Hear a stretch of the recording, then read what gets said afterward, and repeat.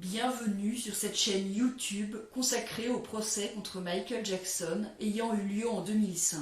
Sur cette chaîne, je résume le procès jour après jour en m'appuyant sur la retranscription du procès venant du tribunal de Santa Maria en Californie. Si vous ne l'avez pas déjà fait, je vous recommande fortement de visionner mes vidéos précédentes afin d'avoir une vision précise du déroulement de ce procès et de prendre connaissance de l'ensemble des informations. Dans la vidéo d'aujourd'hui, je vais résumer le déroulement du procès le 12 mai 2005, 50e jour du procès après la sélection du jury.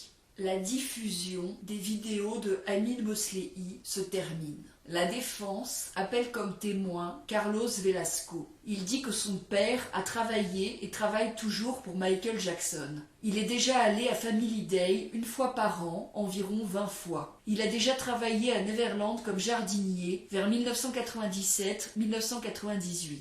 Il a rencontré Jason Francia à Neverland pendant Family Day environ 4 fois et au lycée à Santa Maria où il fréquentait le même cercle d'amis. Il n'a jamais vu Michael Jackson se comporter de manière inappropriée avec Jason Francia. Jason Francia n'a jamais mentionné que Michael Jackson lui aurait fait quelque chose d'inapproprié. Il dit qu'il n'a jamais dormi avec Michael Jackson. Il a déjà vu Jason Francia interagir avec Michael Jackson. Il n'a jamais rien vu ou entendu suggérant que Jason Francia aurait été agressé par Michael Jackson.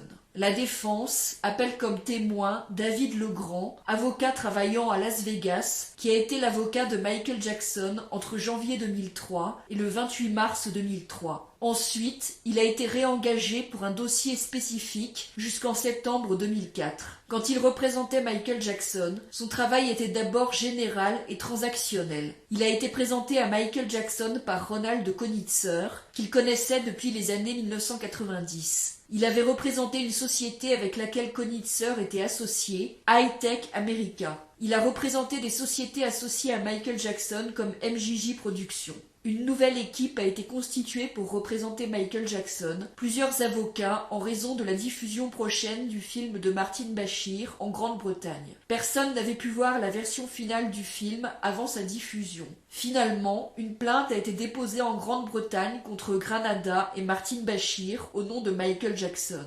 Granada, la société de diffusion, a accepté de ne pas diffuser le film sous forme de DVD ou VHS et les autres images de Bashir ne devaient pas être utilisées pour un second programme. Michael Jackson a fourni à ses avocats 2 pièces signées qui étaient son seul accord contractuel concernant la production de ce film. Les 2 documents signés concernant l'accord de Michael Jackson avec Granada étaient vagues, manquaient de précision et étaient très simples avec un seul paragraphe. Il les décrit comme des contrats épouvantables. Michael Jackson lui avait dit que Bashir lui avait promis qu'il aurait le droit de visionner et éditer la production finale avant qu'elle soit diffusée. Il cherchait à obtenir des dommages de Granada pour violation de leur accord avec Michael Jackson et à obtenir la propriété du film. Michael Jackson n'avait pas demandé de compensation pour le film au départ, mais s'attendait à une donation à une organisation caritative et il avait donc fait ce film avec Bashir gratuitement. Il dit que la plainte contre Granada est toujours en cours. Michael Jackson était inquiet à l'idée que l'image de ses enfants soit diffusée partout dans le monde sans être floutée, car ils apparaissaient dans le film de Bashir. Michael Jackson accusait Bashir de lui avoir présenté une version déformée de ce que ce film allait être. Une plainte avait aussi été déposée au nom des enfants Arvizo. Les médias, notamment britanniques, ont beaucoup parlé de ces plaintes de Michael Jackson et des Arvizo contre Granada. Bell Yard, une firme de relations publiques en Grande-Bretagne, avait été embauchée pour la communication de Michael Jackson.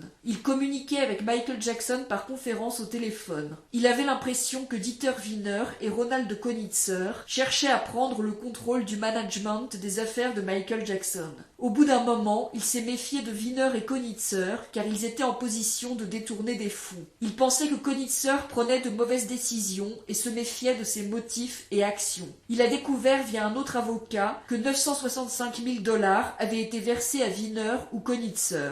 La source de ces fonds était le paiement de Fox pour le film Take-Two. Il a négocié le contrat avec Fox pour le film Take-Two. Après avoir découvert que Wiener et Konitzer avaient apparemment détourné de l'argent, il en a parlé avec d'autres avocats représentant Michael Jackson et a écrit une lettre à Konitzer. 2 semaines après, il a été licencié par Michael Jackson. Au nom de Michael Jackson, il avait demandé à une société d'investigation d'enquêter sur Wiener, Konitzer et Marc Chaffel parce qu'il se méfiait de leurs intentions et certaines de leurs déclarations ne semblaient pas concorder. Il a rencontré Janet Arvizo au début du mois de février 2003, le jour où l'équipe de l'émission 60 minutes d'Ed Bradley était à Neverland. Elle avait l'air satisfaite d'être là et a exprimé du soutien pour Michael Jackson. Il confirme qu'il n'y avait aucun secret concernant la préparation du film Take Two et que le film était publicisé. Il nie avoir conspiré pour porter atteinte aux droits de la famille Arvizo en participant au développement du film Take Two. Il dit qu'il n'avait aucune connaissance du fait que les Arvizo auraient été retenus contre leur gré. Il confirme qu'il y avait beaucoup d'attention médiatique autour de Michael Jackson suite à la diffusion du film de Bachir. Il confirme qu'il avait suggéré à Michael Jackson de vendre son intérêt sur le catalogue Sony ATV pour rester avec 200 millions de dollars après les taxes. Il dit qu'il se basait sur des assumptions et ce n'était pas forcément précis. Il confirme qu'il a reçu plusieurs propositions de business concernant Michael Jackson, pour une chanson de Noël, pour une machine à sous à son effigie dans le Nevada ou pour un film biographique sur sa vie. Il confirme que Wiener et Konitzer lui avaient dit qu'il voulait obtenir le contrôle des affaires financières de Michael Jackson.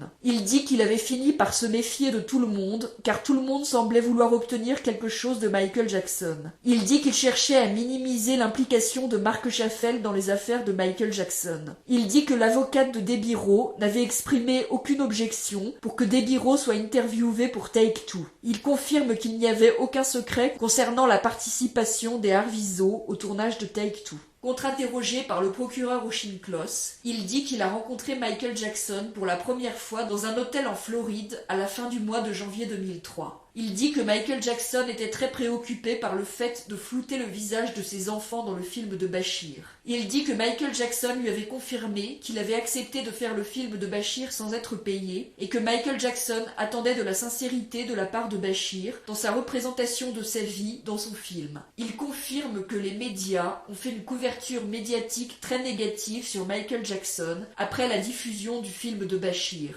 Il dit que Michael Jackson était intéressé par le business plan de Konitzer, qui impliquait au départ que Michael Jackson obtienne une participation majoritaire dans Marvel. Il confirme que Michael Jackson avait décidé en janvier 2003 ou avant que Dieter Wiener et Ronald Konitzer seraient en charge de ces entreprises. Il confirme que la diffusion du film de Bachir était une crise des relations publiques pour Michael Jackson et c'est pourquoi il avait embauché Anne Kite. Il confirme qu'il avait écrit une lettre à Michael Jackson dans laquelle il lui disait qu'il devait agir pour ne pas faire faillite. Il confirme qu'il n'a pas considéré tous les facteurs possibles concernant l'intérêt financier de Michael Jackson dans le catalogue Sony ATV. Il confirme que Fox avait payé le film Take Two 3 millions de dollars. Il confirme avoir discuté plusieurs fois des Arvizo avec Marc Chaffel. Il a dit à Marc Chaffel qu'il fallait éloigner les Arvizo de Michael Jackson. C'est ici que se termine ce résumé de la journée de procès. Si vous voulez lire la retranscription du procès, vous trouverez le lien de la retranscription sous la vidéo. Si vous appréciez mon travail, je vous encourage à vous abonner, à liker la vidéo et à la partager.